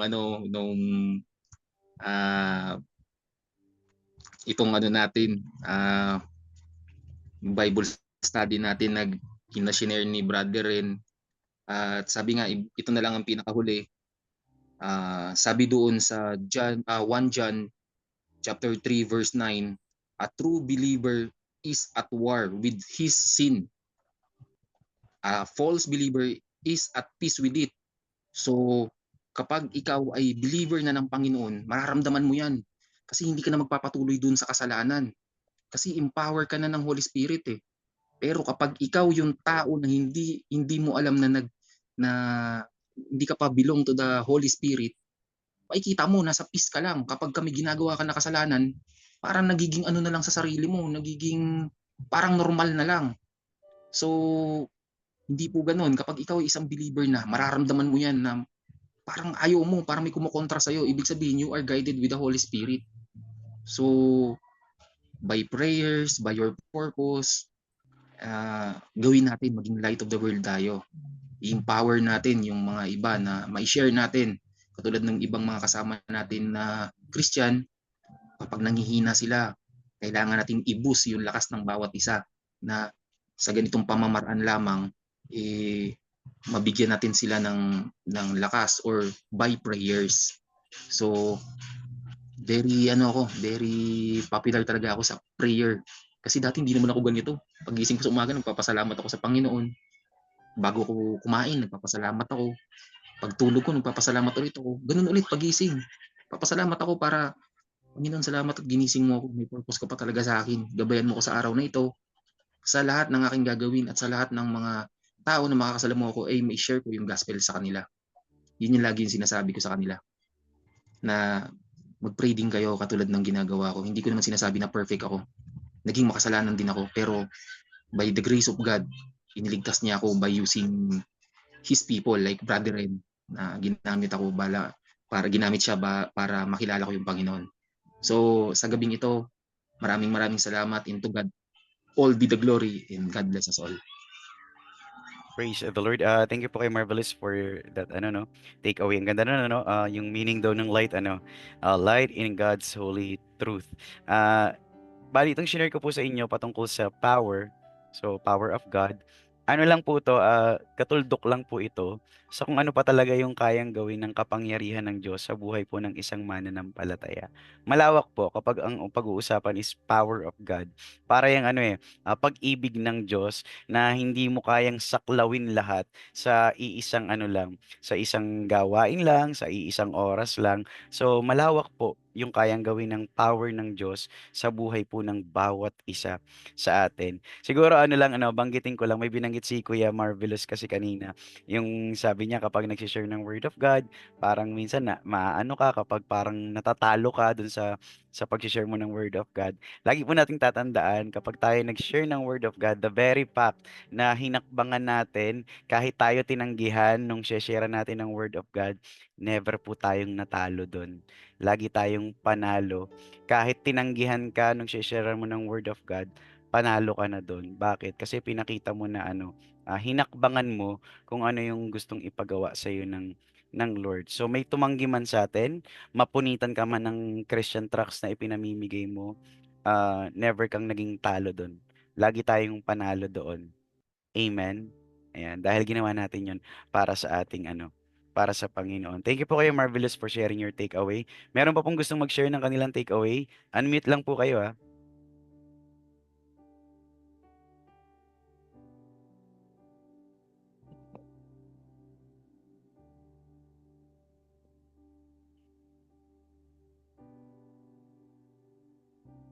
Ate April, ito second honor. Kaya Marvelous ang first honor natin. So, grabe naman sa second honor. Sorry, hindi ako. Kasi marami akong sinulat dito pero medyo kalat-kalat. Para sa akin siguro nag-speak out yung response ni Paul and Silas habang nasa prison sila. Tapos nung pinakanta mo sila ng worship song, na-imagine ko lang yung sarili ko. Ano nga bang gagawin ko? Diba? Sa totoo na. Like, we wanna copy that. Diba? Pero sabi ko, Lord, Would I? Would I worship you? Kahit na, you know, nasa prison ako. And I'm sure sa ganap natin ngayon sa buhay natin, maybe some of us feels like hindi hindi na-answer yung prayers natin or may pinagdadaanan ka, you feel discouraged, feeling mo nasa prison ka, hopeless ka, right? Pero sila yung example eh. Sila yung example na, yeah, keep worshiping. Yung parang since pinakanta mo nga sila tapos tinake ko nga yung mga title ng mga Tagalog worship songs kasi I wanna hear them more, 'di ba? Naisip ko, Paul and Silas, they have hope, you know. They don't know na mabubuksan yung magkakaroon ng lindol tapos mabubuksan yung gates. Hindi nila alam yun, but they worship anyways. Right? Tapos yung power talaga ng worship. Alam niyo minsan, kapag kunyari may pinagdadaanan ka rin, tapos feeling mo, ay, papunta pa ba ako ng church or something. Pero alam mo, you should. Kasi hindi minsan, lagi to. When you worship, it doesn't mean na nabago yung situation mo. Right? Pero nabago yung puso mo. Kasi nag-worship ka. Right? Parang na-refresh ka. Okay. Like, binigyan ka ulit ng hope ni God. Or ni-refill niya ulit yung spirit mo. Kahit na may pinagdadaanan ka. Right? So, that's why, yun nga, yung corporate worship, it helps. And also, yun nga, yung listening to worship. It's just a reminder for me na kahit nasa work ako, makinig ako ng worship. Kasi lately, ang mga pinapakinggan ko, mga vlogs or something. So, yung parang, ano, like, I should fill my heart with that worship songs. Kasi, pag may pinagdadaanan ka, first of all, word of God. Second is, yung mga lyrics ng worship, right? Tapos nilagay ko dito, Paul and Silas are weak and beaten up, but they chose to worship. So meron tayong choice. And meron tayong dapat confidence na powerful si God. Na hindi man natin alam kung ano mangyayari. Ganun naman well, sa buhay ko anyways. Ganun naman usually, parang may ipagpipray ka, right? Tapos nasagot yung prayer mo. Pero hindi yun yung ina-expect mong in between. Like, ay Lord, ang galing mo naman. Na sinagot mo na pala yung prayer ko. Pero hindi ito yung ina-expect ko na path.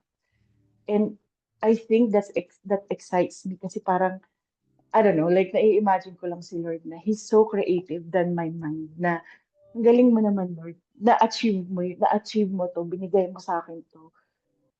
Pero hindi ito yung na-expect ko. Sinulat ko dito. Um, God redeems us in ways that we don't expect, in beautiful ways. So, it just gives me hope na may pinagdadaanan man ngayon. God's got me. Hindi ko man alam kung ano yung mangyayari, pero alam ko na He's always with me. Yung presensya niya lang talaga. And that's worship, right? That's worship. That's the presence of God and that's heaven. So, yun yung tikim ng heaven. So, imagine mo kapag nasa heaven na talaga tayo. And just a reminder for me na keep worshiping. Kahit anong nangyari sa buhay mo. Kahit nasa taas ka, kunyari, kasi hindi naman lahat tayo may pinagdadaanan. Kunyari, ang dami mong blessings ngayon. Keep worshiping. Kung nasa valley ka, keep worshiping. Kahit dun sa boring na part, kasi dun ako nag-i-struggle. Yung parang, well, nothing's happening, Keep worshiping anyways. Because God is with you, So, yun na lang yung thank you sa Kanya na spend time with Him in His Word, in prayer, in worship. So, ayun. Praise the Lord. Thank you, Ate April. Talagang dun makikita natin na si Lord laging unpredictable. Talagang His ways are higher than our ways and His thoughts are higher than our thoughts. Sa mga moments na feeling mo corner ka na, parang kung titingnan mo, corner na sila o nasa ulungan na. Pero hindi, may ginawa pa ring miracle ang Diyos sa lugar na yon and unpredictable yung ginawa ng Diyos pinalindol niya, 'di ba? Same with the Israelites, 'di ba? Nasa lugar na sila na corner na sila ng mga Egyptian. Anong ginawa ng Lord? Ginawa niya unpredictable, hinati niya ang dagat. May makakapag-isip ba na sasabihin ng mga Hebreo, alam ko na gagawin ng Lord dito, very predictable si Lord eh. Hahatiin niya ang dagat. No, walang makakaisip ng ganun doon. Isipin nila, baka magkaroon tayo ng sasakyan dito, makakatawid tayo ng dagat. Pero yung isipin mo na hahatiin ng Lord ang dagat, walang makakaisip noon. Kasi ang Diyos is unpredictable. Ganun din siya sa buhay natin. Pag sa mga moments na feeling mo corner ka na, game over ka na, dead end ka na, pakita mo yung pananampalataya mo sa Diyos at diyan niya mas patutunayan kung paano siya magpapahayag ng miracle sa buhay mo. Dagdag ko din yun nga binanggit ni Ate April kanina. Naisip ko kanina, 'di ba, ang gaganda ng mga worship songs natin eh. Lahat siguro may mga naisip kayong kakantahin nyo kay Lord kapag kayo nandun na sa kulungan, nasa ganung sitwasyon. Ang gaganda ng mga worship songs na meron tayo dito sa ibabaw ng lupa. Pero kung iisipin natin, ano kaya yung kakantahin natin sa langit? Kasi naniniwala ako ang langit hindi manghihiram ng kanta na earthly. Kasi yung mga worship songs natin dito, gawang gawang lupa siya, 'di ba? Although inspired by the Lord, pero mas iba pa rin yung kakantahin natin doon sa langit. Imposible naman ang kakantahin natin sa langit. Halimbawa, Still ng Hillsong. Hindi naman lahat ng Kristiyano na namatay at napunta sa langit nag-i-English. Yung iba naman Chinese, o yung iba Japanese. So lahat ba doon magi-English? So we are going to use 'di ba, heavenly language. So meron tayong mga ibang kakantahin doon na talagang heavenly. So kung tayo nagagandahan sa mga worship songs, mga praise songs na kinakanta natin dito sa ibabaw ng lupa, na talagang lumuluha tayo pag naririnig natin yung lyrics, can we imagine the beauty of the songs na kakantahin natin kapag nandun na tayo sa langit? Ayan, naisip ko lang yung kanina nung sinishare ni Ate April yung kanyang takeaway. And dagdag ko kanina no na hindi ko nabanggit dun sa kay Kuya Marvelous kanina. Naalala ko kasi nung 2016, meron akong ka-work dun sa office namin. Si Marvic ang pangalan niya. Lalaki 'yon. Sabi niya, sharean ko din daw siya ng Word of God. Siya mismo yung nag-email sa akin in-email niya ako. Magkalayo kasi yung pwesto namin. Ren, sharean mo din ako ng Word of God. Sabi ko, sige, schedule natin. Siguro Thursday kami nag-schedule nun. Sa 12th floor kami. Fire exit yon. Kasi doon tahimik eh. Nasa hagdan kami ng fire exit sa 12th floor. Kasi walang tao doon. So, nag-share sa kanya ng Word of God. Alam niyo po, habang nag-share ako ng Word of God, nasa 12th floor kami, biglang lumindol. Imagine mo nasa 12th floor ka tapos ramdam na ramdam mo yung uga nung building. Alam niyo po ang naramdaman ko nun? Hindi ka ba? Ang naramdaman ko nun, saya. Sabi ko, ganun pala yun. Kapag alam mo nagsiserve ka kay Lord, naglilingkod ka kay Lord, tapos biglang may ganong sitwasyon, hindi pala takot yung gagawa sa'yo, kundi saya. Kasi alam mo na syempre una alam mo na iingatan ka ni Lord, poproteksyonan kayo ni Lord. Or kung di naman kaya, kung yun man ay gumuho, alam mong sa langit ka mapupunta. Kasi alam mo nagsiserve ka. Ang ginagawa mo hanggang kamatayan is yung kalooban ng Panginoon. Lahat kami dun sa building na yun, pinababa. Lahat dun sa area na yon, sa Northgate, Alabang yon, pinalabas lahat ng empleyado dun sa area na yon. Sabi ko dun sa sinasharean ko ng Word of God, tingnan mo yung mga tao, no? Akala nila ano lang 'to, mga natural events. Pero yung mga yan sa perspective ng Kristiyano, yan ay mga top ng Diyos. Pagtapik yan ng Panginoon sa atin. Sabi nung sinesharean ko, Ren, tuloy mo yung sineshare mo sa akin. Sabi ko, sige tuloy natin. Tinuloy namin sa likuran ng Festival Mall kasi meron dong park. So mula 2:00 ng hapon hanggang 8:00 ng gabi, nagshe-sharean lang kami ng Word of God. Ayan, pag patungkol sa Panginoon yung sinishare mo, talagang hindi mo alintana yung pagtakbo ng oras. So yun, napakasarap mag-serve sa Panginoon kahit may makapangyaring mga lindol, wala kang kakaba-kaba. Ang nararamdaman mo is saya dahil alam mo nandun ka sa path, nandun ka sa kalooban ng Panginoon. Praise the Lord. Meron pa pong gusto mag-share? Last na po. Take away. Thank you po at April.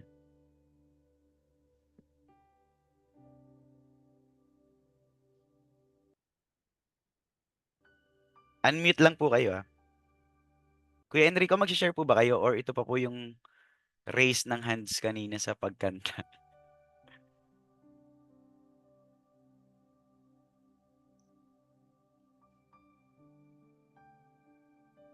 Unmute lang po yung gusto pong mag-share ng takeaway. Last na po.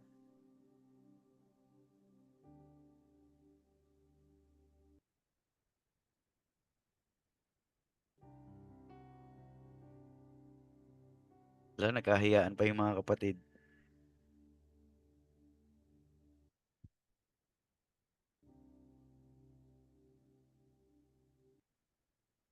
Kuya Mako, sige po. Ay.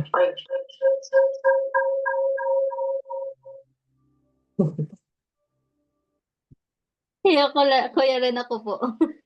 Sige po. Nagulat siya, biglang mute eh, no? I-share ko, good evening po sa lahat. Share ko lang yung sa worship po. Kasi last Sunday sa worship. Pasok natin. Ano po?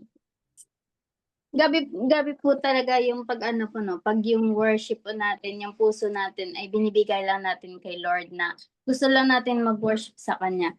Kasi po, bago lang po ako sa worship team.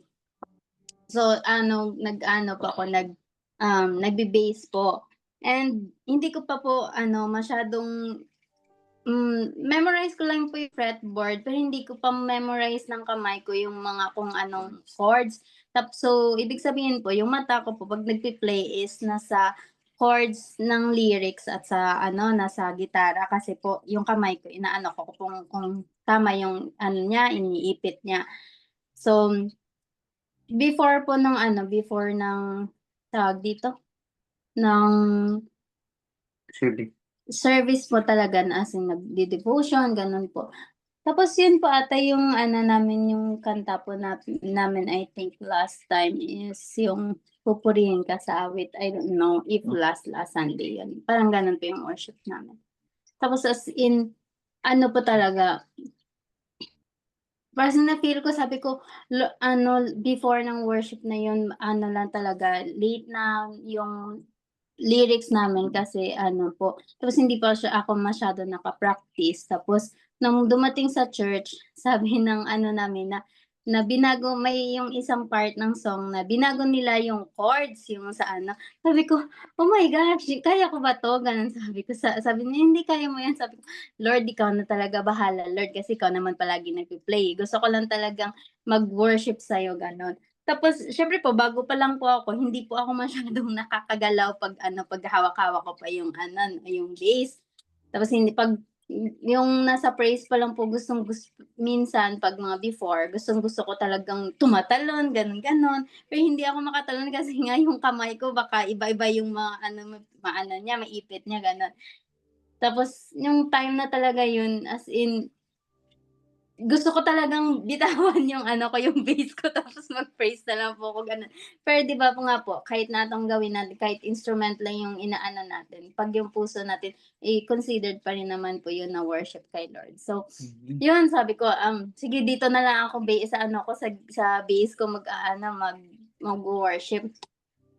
Tapos, yun na, i-rounds naman po. Tapos nung sa mga last na po na yun yung part na hindi ko na po talaga siya sobrang kabisado talaga. Sabi ko, Lord, ikaw na bahala. Tapos, yung na-feel ko po talaga na hindi ko po masyadong memorize yung yung chords. So, ang ginagawa ko, palipat-lipat po yung tingin ko. Pero, every time po na parang magbabago na ng chords, may nagsasabi sa akin na ganitong chords na, kailangan mo na maglipat, gano'n. So, hindi na po ako masyadong tumitingin sa sa may lyrics ng ng song. Sa gitara na po ako tumitingin, hindi na po ako nahuhuli, medyo nakakasabay na po ako, gano'n. So, tapos sabi as in every time na natatapos yung mga 'di ba po nag-aaral pa lang ako tapos sinasabi nila na, "Uy, medyo na ka na, ang galing mo na," gano'n na. Pero nung after talaga ng worship, yun na ng Sunday na yun, as in nasabi ko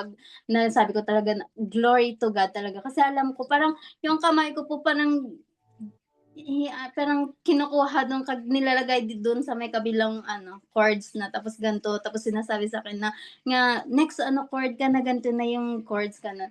So talagang sabi ko 'pag ang puso talaga natin is yung magbibigay talaga ng worship kay Lord, sinasamahan niya po talaga tayo na yung maibigay natin sa kanya yung best natin. Tapos dun ko lang po talaga na-feel na grabe si Lord, grabe sa kanya lang talaga yung parang sabi ko po talaga dun ko nasabi na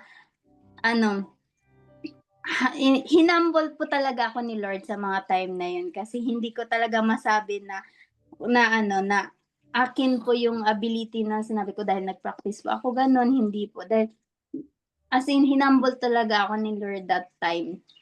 And yun po as in glory to God talaga po lahat ng ginagawa natin is glory to God po talaga. Yun yung talagang lesson ko that time na humble talaga tayo lahat sa paningin ni Lord. Wala tayong maipagmamalaki sa Kanya. Yun lang po. Amen. Praise the Lord. Nakaka-bless yun, Allow me to use the word, Ang astig nun, pag babae yung bahista. Ayan. Gaya ng binabanggit ko sa mga kasama ko sa worship team. Siyempre, yung mga instrument players kasi natin, yung heart nila gusto rin nilang makapag-worship kay Lord eh. Kaso nga, tumutugtog, ang hirap mag-multitasking, no? Kaya sinasabi ko sa kanila, yung instrument ninyo yung pakantahin nyo kay Lord. Kung di kayo makakanta, isipin mo ikaw at yung instrument na pinagkatiwala sa ni Lord, as one kayo that moment. So di ka man makakanta sa pamagitan ng pag-strums mo ng mga strings, sa pagpindot ng mga tiklado ng keyboard, sa paghampas mo ng drums. Ayan, parang yun yung worship mo kay Lord. Yun yung pinapakanta mo sa Panginoon. Praise God. Nakaka-bless po yung shinare ni Ate Eka. Totoo yun.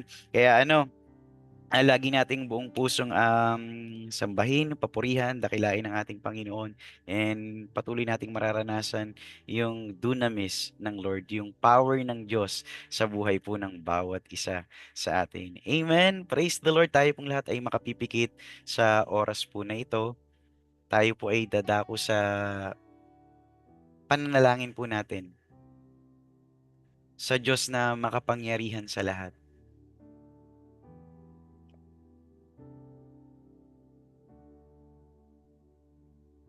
Patuloy nating i-meditate yung Word of God na ating napakinggan.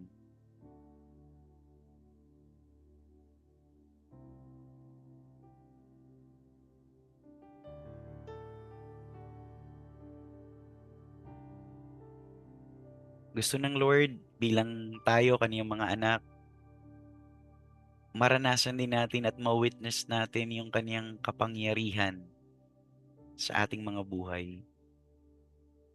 Kasi every time na ma-witness natin yung power ng Lord, yan yung magagamit natin bilang evidence, as a testimony. Magagamit natin para mas makapag-witness tayo kay Lord. Kasi na-witness mo nakita mo, may ebidensya ka that the Lord is powerful sa buhay mo.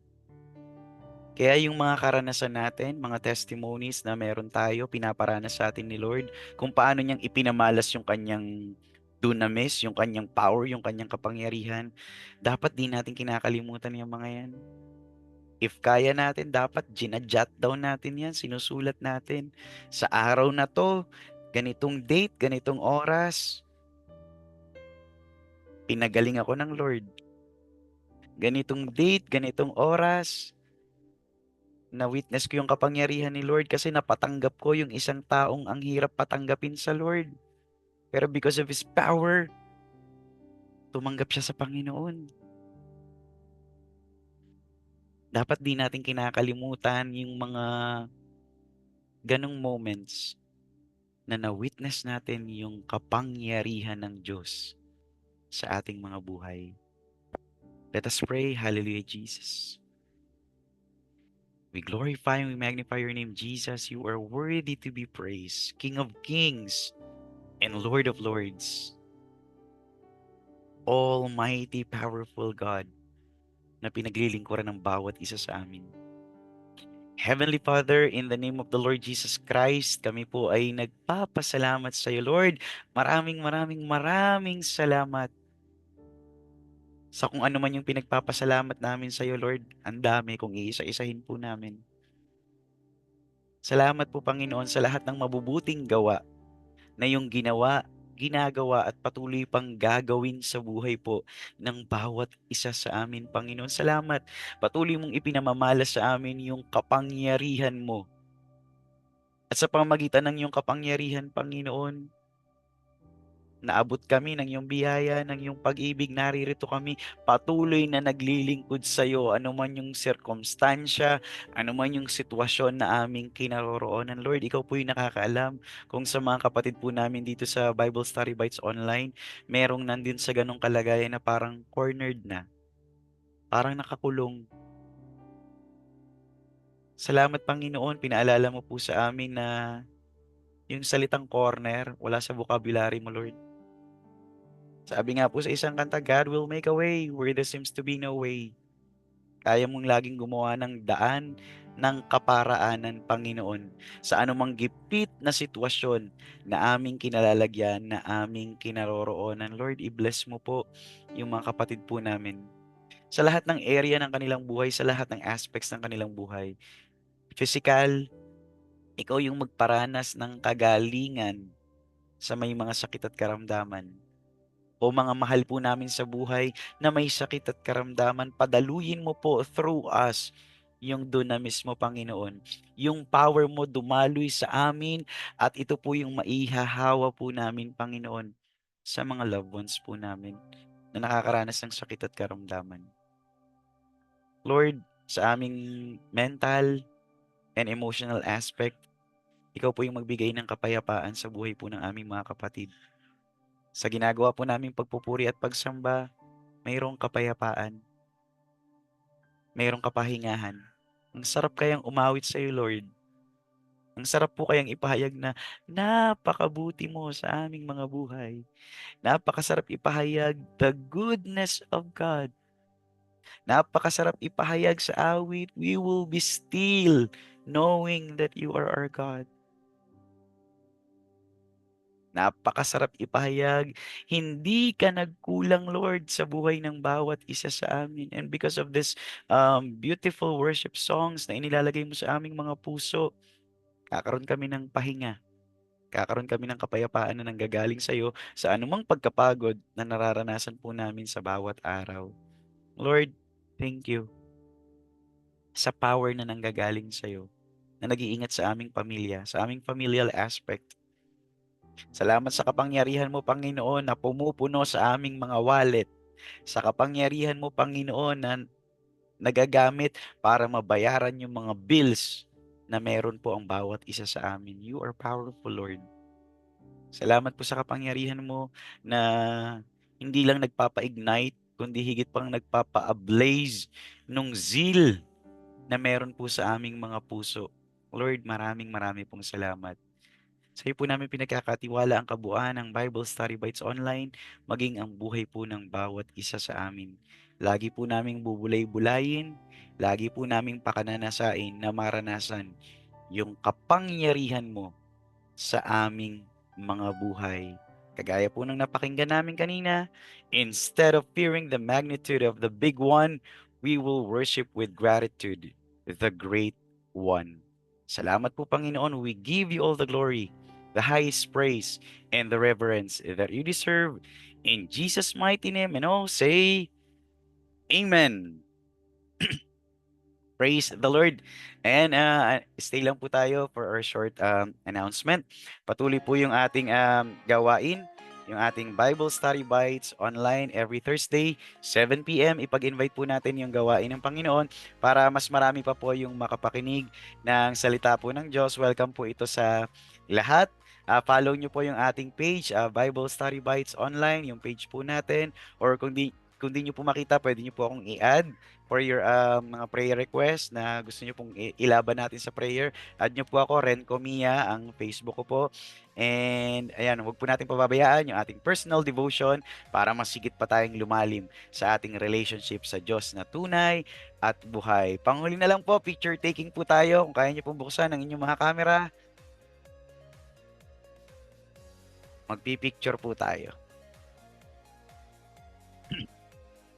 Kung may first timers po tayo, welcome po sa Bible Study Bites Online. Nawa, ito po yung hindi po ito yung maging una't huli na pag-attend nyo, kundi ito yung maging pasimula na maka-attend po kayo sa gawain ng Panginoon. Sige po. Bilisan nyo pong magpolvo, yung mga nagpo-polvo pa.